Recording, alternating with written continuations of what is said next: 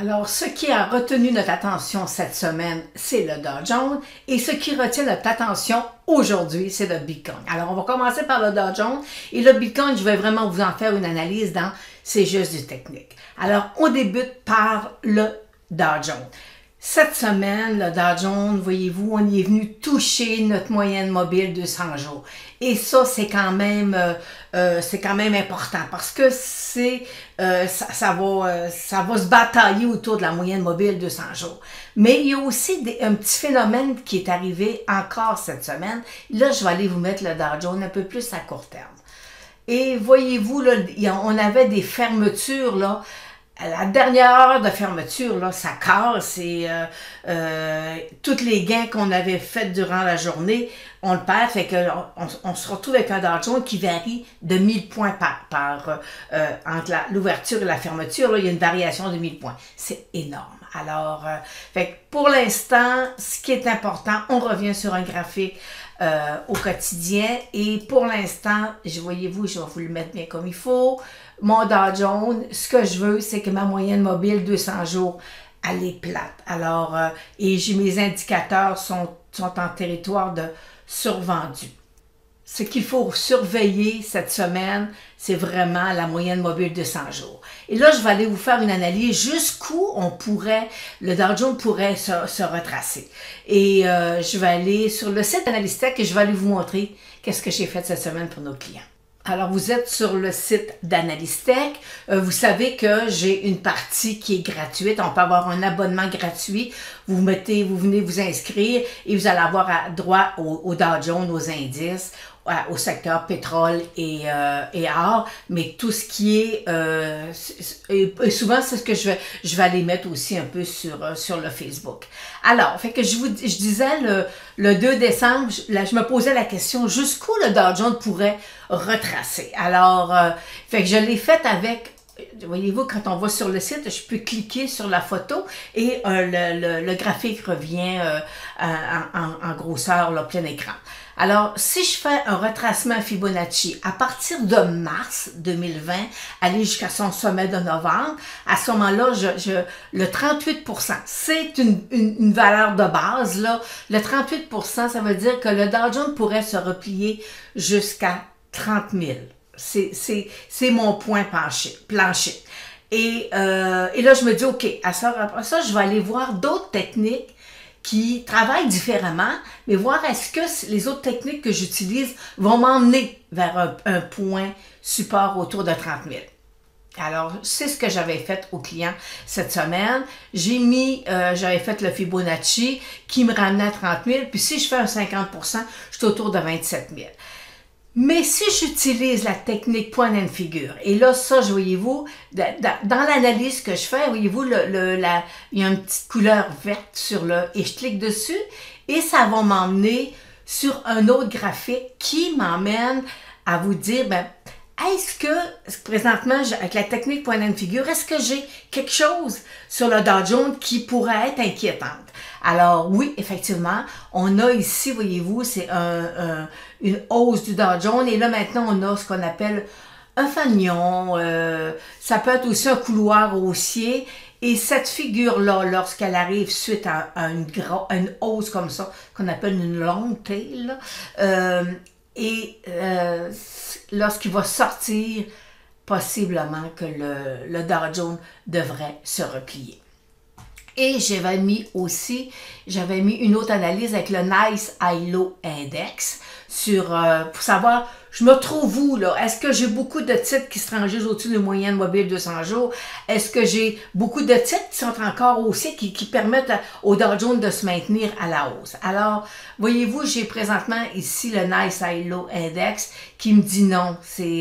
Présentement, on est en train de descendre, on a le niveau 30, là, c'est un niveau qui est important. Mais je vais la grossir un petit peu pour vous. Alors ça, c'est ma courbe de distribution. Où elle se situe. Fait que présentement, dans ma courbe de distribution, on voit qu'elle se déplace vers la gauche. Et ça veut dire que le marché est en train de corriger. Et ça, c'est en date, voyez-vous, du 2 décembre. Et je vais aller vous montrer, je vais aller vous mettre aujourd'hui où se situe ma courbe de distribution et mon Nice High-Low Index. Alors, ce matin, on est samedi matin. Alors, à la fermeture d'hier, vous voyez à l'écran, oh, puis je vais le déplacer un peu. Oh, il m'en manque un bout. Alors, je vais aller déplacer un peu. Alors, on voit que mon Nice High-Low, que ma courbe de distribution, que vous voyez ici, là, ma courbe de distribution, présentement, voyez-vous, elle se déplace vraiment vers la gauche. Alors, ça nous dit qu'effectivement, le marché est en train de corriger et c'est tous les titres qui présentement qui écopent sur la courbe de distribution. Alors, on n'a pas le choix, on la laisse glisser. Et je vais vous montrer, j'ai quelque chose d'autre à vous montrer suite à ma courbe de distribution. Je vais aller vous présenter. Et la question que je me pose aussi, est-ce qu'il y a juste nous en Amérique du Nord ou c'est vraiment global? Alors, on voit ici au niveau mondial, là, nous on se situe ici là, à 48,52. Les Américains se situent à 30,42 et on voit très bien que le mondial aussi est en train de descendre, de corriger. Alors, c'est pas juste un phénomène nord-américain, c'est un phénomène qui est mondial. Et là, je vais vous ramener dans le temps. Parce que moi, la technique point and figure, vous savez, c'est mon instrument de base. Maintenant, depuis que je fais de l'analyse technique, la technique point and figure, c'est je regarde, j'ai du volume sur un titre, je vais voir ma technique point and figure. Alors, vous avez à l'écran la courbe de distribution du 24 décembre 2018. Et regardez, vous voyez là, je vais agrandir un peu, regardez là, tous mes titres se sont déplacés vraiment à la gauche et ça nous emmenait et par la suite, c'est lorsque tout est à la gauche, on est whoop, en janvier, février, le marché est reparti. Et à l'époque aussi, j'avais mis à mes clients où on se situait nous en fin décembre 2018. J'étais autour de 22. Alors, le Canada était là, puis les Américains étaient où déjà? J'ai juste le Canada, en tout cas. Alors, fait que voyez-vous, c'était vraiment là, c'est rare qu'on voit ça, là. Et pas seulement, c'est vers ça qu'on s'en va. Alors, on va aller, je vais aller vous montrer, dès qu'on est dans la technique point and figure, je vais aller vous montrer le point and figure. Tantôt, le point and figure, je voulais montrer du Dow Jones. J'étais en train de regarder, parce que tantôt, je vous présente le point and figure du Bitcoin. Alors, je vous avoue que je suis un peu énervée ce matin. C'est assez se réveiller, là, puis de voir le Bitcoin qui est descendu à 42 000, c'était quand même assez impressionnant. Alors, on va aller voir on va faire un petit survol, OK? Très, très, très vite, là. Voyez-vous, le Nasdaq 100, on a une ligne de tendance haussière, moyenne mobile 200 jours toujours haussière, mais là, on voit qu'il veut commencer à se replier. Ensuite, j'ai le Russell 2000. Vous savez, Russell 2000, c'est des petites entreprises. Hein? Puis je vous le présente parce que généralement, les petites entreprises vont battre le marché des grosses caps, des grosses entreprises. À long terme, là, les petites entreprises battent. Alors, voyez-vous, on est depuis février dernier là, qu'on était dans un couloir phase 3. Et il a sauté, on a ce qu'on appelle un petit bull trap. Là, il redescend et s'il casse sous son petit support, là, hors de son couloir haussier latéral, là, ben voyez-vous, il y a un petit support là, puis après ça, il y a un très gros support là. Fait que pour l'instant, on est prudent avec nos titres. Vous avez fait du gain, prenez vos gains. Mettez des stops, prenez un peu de gain. Si vous voyez que le marché est trop difficile, là, techniquement, c'est pas évident. Mais si vous êtes un investisseur à long terme, puis que les variations de 15-20% de l'indice ne vous dérangent pas, alors restez dans le marché, sans aucun problème.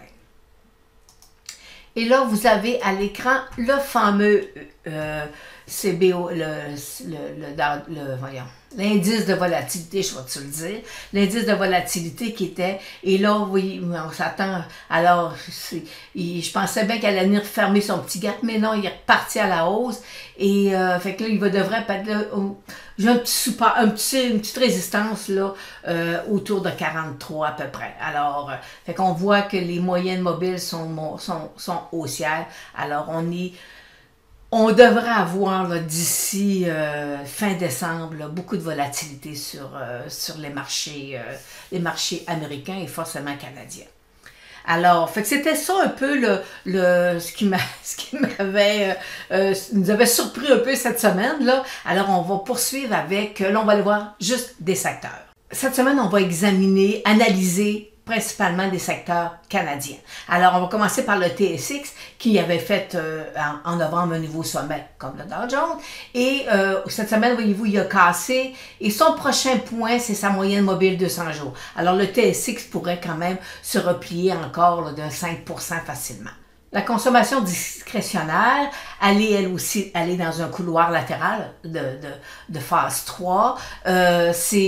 Consommation discrétionnaire, c'est ce qu'on n'a pas besoin pour vivre. OK? Alors, c'est le surplus. Il est venu toucher sa moyenne mobile de 100 jours. Alors, il ne faudrait pas qu'il casse le 250 parce qu'on pourrait le revoir. Là. Il pourrait lui aussi corriger de 10% facilement.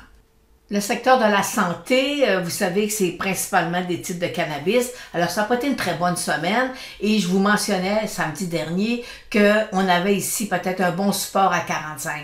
Alors, possiblement, avec ce qu'on voit arriver, là, il devrait peut-être aller le tester prochainement.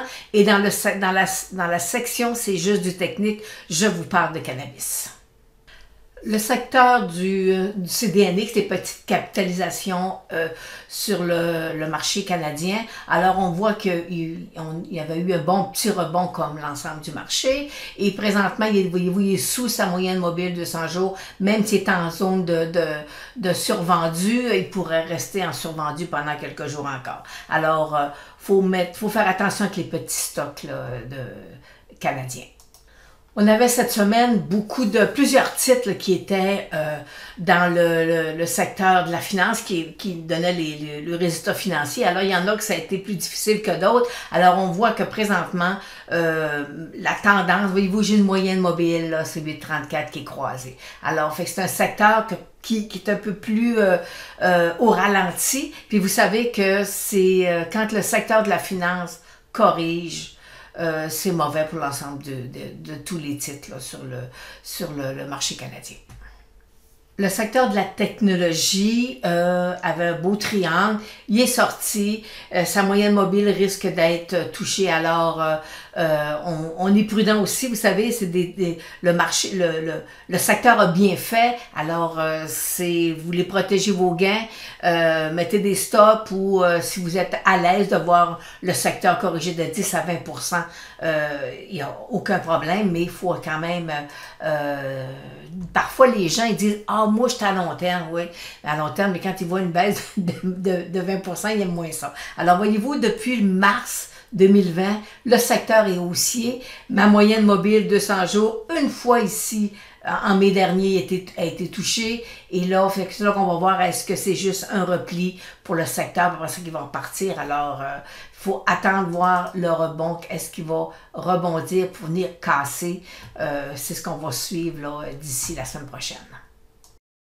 On va terminer ce segment-là avec les revenus, là, les entreprises qui vont déposer leurs résultats financiers cette semaine. Et on va aller voir aussi l'indice de la part qui a fait là, oui, un marché un petit peu plus peur. Alors, on est à 20. Et vous savez que je vous avais présenté là, depuis quelques semaines, je vous présentais le graphique de l'indice de la peur.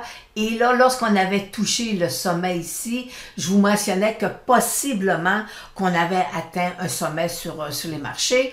Et cette semaine, je vous ai présenté qu'on pouvait peut-être, est-ce qu'il allait rebondir sur cette ligne de support-là? Il y a eu un petit rebond, mais là, on s'en va vers, est-ce qu'il va casser sous le 20? Et est-ce qu'il va venir retoucher, voyez-vous, mon décembre 2018, il est là. Puis mon février 2020, et ce qui va venir retester ça, là. Alors, fait que c'est ça qu'on voit que présentement, le marché américain est un petit peu plus frileux, là. Ils font attention, là. L'indice de la peur prend de l'ampleur. Alors, on va aller voir. Alors, cette semaine, les titres qui devraient déposer les derniers résultats. Alors, moi, ce qui m'intéresse le plus, je regarde ça, je me dis, ah, j'ai Costco jeudi après la fermeture de marché. Ça peut être donner un bon indicateur où est-ce que le marché, les consommateurs vont. Alors, parce que le reste, c'est c'est pas des titres là, qui sont qui mènent, vous savez, qui vont guider le marché. Là. C'est pas fait on a Costco au rat. Fait que c'est une semaine là qui risque d'être assez mouvementée cette semaine. Alors, fait qu'on a terminé ce segment-là et maintenant on s'en va, c'est juste du technique.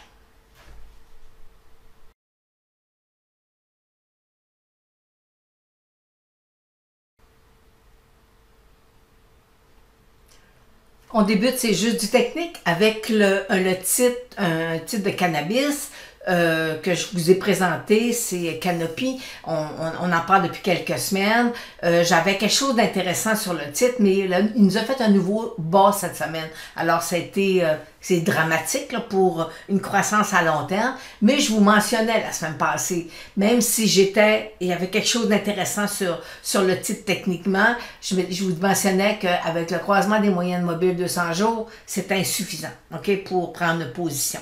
Alors, on se doit d'attendre présentement sur tous les titres de cannabis. Alors, fait que c'est la prudence. On a un marché qui est un petit peu plus difficile. Alors, la prudence est de mise.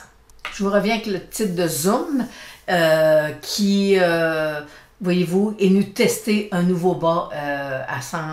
Voyez-vous, je vais aller le voir à 177. Et je vous mentionnais la semaine passée que les bénéfices étaient inférieurs était disons, pas assez élevé là, pour avoir un titre à 200 $.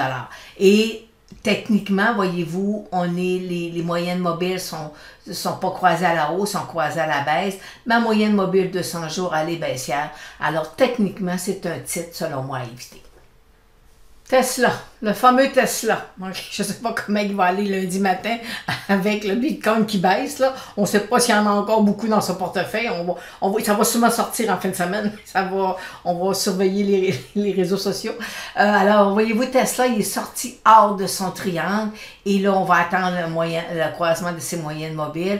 Et j'ai un gap ici à fermer là, à 910. Alors, fait que c'est pas facile pour lui non plus, ok? C'est pas... Mais techniquement, on avait un super de beau triangle. Si on parle de Tesla, alors faut parler forcément de notre petit titre canadien, Lion, et qui a lui aussi cassé un nouveau bas. Il est même en dessous de l'ordre de son émission de l'an passé. Alors, lui aussi, j'avais quelque chose d'intéressant, mais le marché en a décidé autrement. Alors, puis pour lui aussi, on avait le croisement des moyennes mobiles 8,34, moyenne mobile courte, nous indiquait à la prudence. Alors, pour l'instant, c'est un titre que, techniquement, il faut éviter.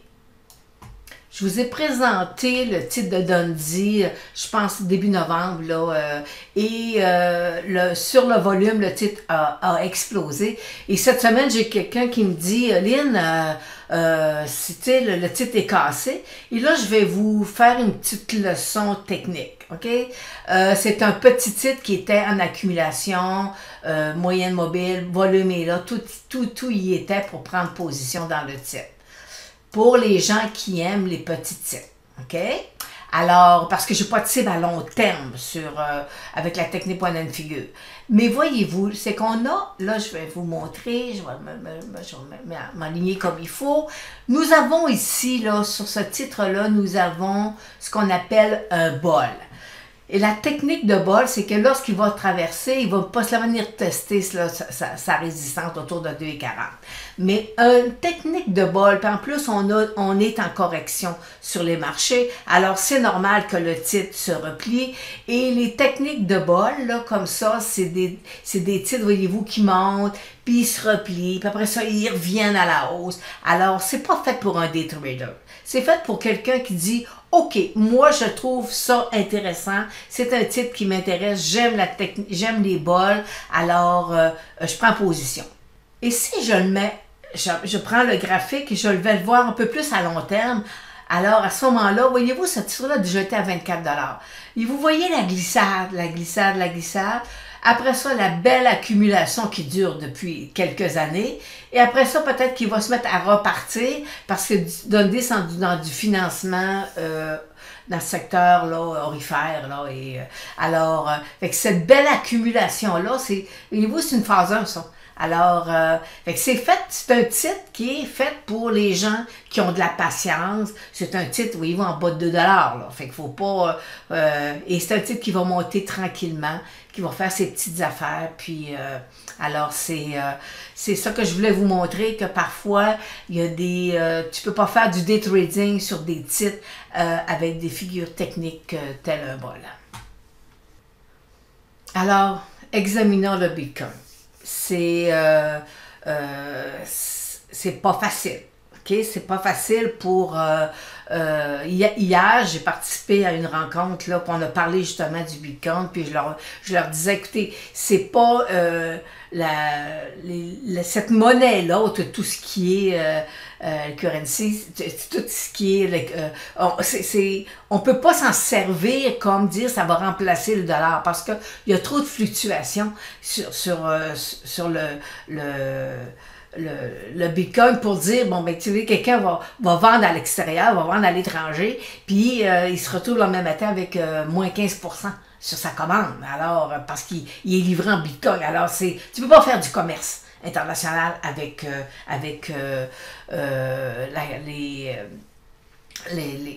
les bitcoins. Je cherche le nom, là.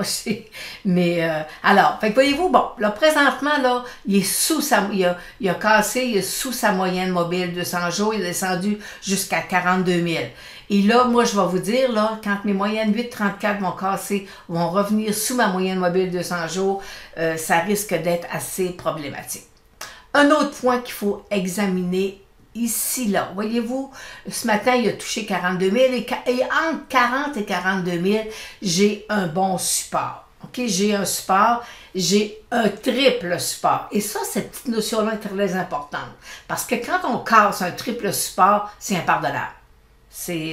Il va continuer à percer et à ce moment-là, il va descendre techniquement autour de 30 000 $. OK? Alors, c'est mon analyse à moi. Je vais vous montrer autre chose. Je vous emmène sur la technique point and figure. C'est au printemps dernier, ici, là, voyez-vous, en mai, le Bitcoin a cassé et on avait une cible autour de 30 000. Si je calcule ça ici, ça me donnait exactement mon point d'arrêt ici, là. Après ça, le Bitcoin est reparti, corrigé, est revenu à la hausse. J'ai une grande, un pôle, là, c'est vraiment... et ça nous indique que c'est fragile, OK? C'est fragile. Alors, il a descendu, il est revenu, il a cassé, j'ai un rebond avec la technique point and figure, et mon calcul ici, sur la technique point and figure, ce calcul-là me donne une cible autour de 29 000 $ présentement sur le Bitcoin, avec la technique point and figure. Alors, fait que si jamais il casse son support, OK, je vais revenir je vais vous remettre le graphique. Si jamais il casse son support ici à 40 000, sa zone de support en 40, 42, alors sa prochaine zone de support est à 30 000. Fait que ça peut être quelque chose d'intéressant, là, il faut absolument surveiller. Et je vais vous montrer par la suite, je vais revenir sur sur l'autre graphique. Et ici, là, ça va être toute l'accumulation que j'ai là. Ça pourrait, là, après ça, là, nous guider là, sur la nouvelle tendance sur le Bitcoin. Alors c'était ça. Voyez-vous, je ne suis pas tellement haussière sur le Bitcoin. C'est le marché, vous allez avoir beaucoup de volatilité sur tout ce qui est là, monnaie. Là, ça devient... je vais vous dire, c'est fragile. C'est excessivement fragile. Alors, fait qu'on va surveiller cette semaine là, tous les jours là, pour les gens qui veulent venir. Vous pouvez venir sur Analystech. Puis là, je vais aller vous mettre, on va aller voir le graphique. On va aller... on va le surveiller à court terme, là, puis avec les moyennes mobiles, puis peut-être aussi, des fois, on peut sortir en heure, voire ou en 4 heures. Est-ce que le titre est intéressant ou est-ce qu'on peut aller chercher un rebond ou vraiment, là, ce qui peut arriver aussi, c'est que il y a des gens qui liquident, là, je sais pas. Vous savez, mais présentement, au moment où on se parle, il est à 48 182, puis ce matin, il a fait 42 200 quelques, je pense, là. Alors, fait que faut être prudent. Alors, c'est ce qui termine aujourd'hui notre segment. C'est juste du technique et vous savez, on rentre dans une période qui est un petit peu plus difficile présentement. Techniquement, tout est là, ça nous l'indique. Alors, fait que soyez prudents dans vos ventes et dans vos achats. Alors, on se revoit samedi prochain.